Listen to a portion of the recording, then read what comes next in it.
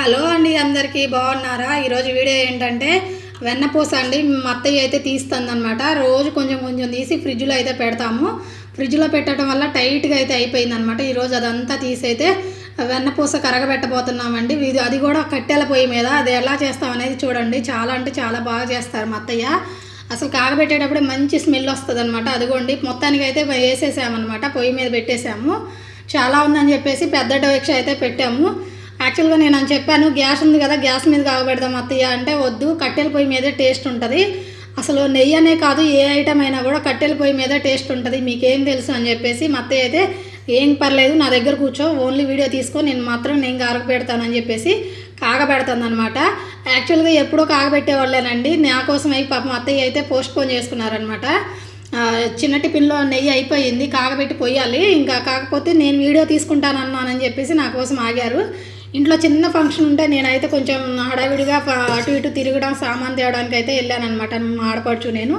So అలా 2-3 days అయితే delay అయ్యింది. ఇంక ఈరోజు అయితే ఖాళీగా ఉన్నాం కదా అని చెప్పేసి, ఈరోజు ఖాళీగా ఉన్నావు కదా వీడియో తీసుకొని నేను కాగబెడతాను నెయ్యి అని చెప్పేసి కాగబెడుతుంది అనమాట.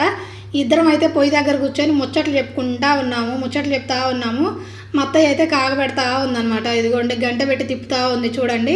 అదే మీగడ అంటారు కదా, అదంతా పైకి వచ్చేస్తుంది. ఈ చిన్న బౌల్లో సపరేట్గా ఎందుకు పెడుతున్నామంటే, అది దేవుడి రూమ్లోకి అండి, దేవుడి చిన్న టెంపుల్ ఉంటుంది, మా అత్తయ్య పూజ చేస్తారు డైలీ.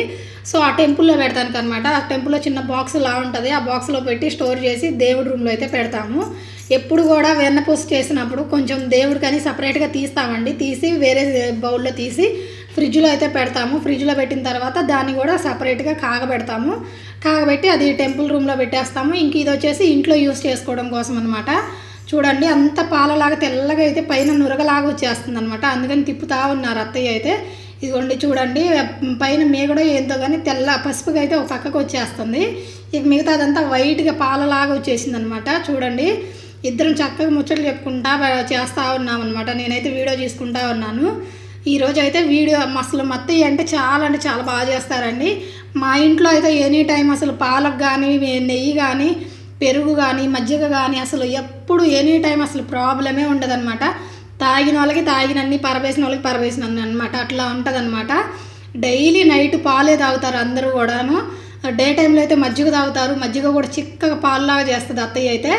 ఇంకా నైట్ టైం అయితే కంపల్సరీ అందరూ పాలే తాగాల్సిందనమాట. ఇదిగోండి చిన్న బౌల్లో వచ్చేసి దేవుడిది అనమాట, కాగబెడతా ఉన్నాము.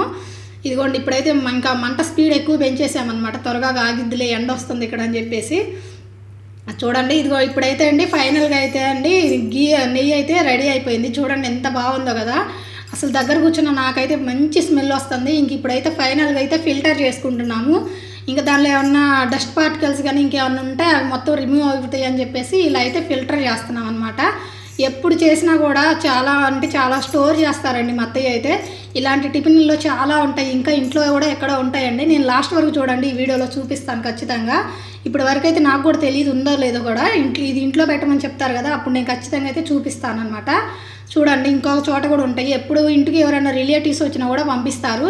నేను ఎప్పుడైనా ఆంధ్ర వెళ్ళేటప్పుడు అయితే 2 లీటర్స్ తీసుకెళ్ళని పోసిద్దండి. అసలు నేనైతే మొయ్యలేనమాట, లగేజ్తో పాటు పిల్లలతో పాటు మొయ్యలేను. అందుకని నేను ఎప్పుడైనా నాకు నచ్చినట్లుగా 1/2 kg లేదంటే 1 kg అయితే తీసుకెళ్తాను అనమాట.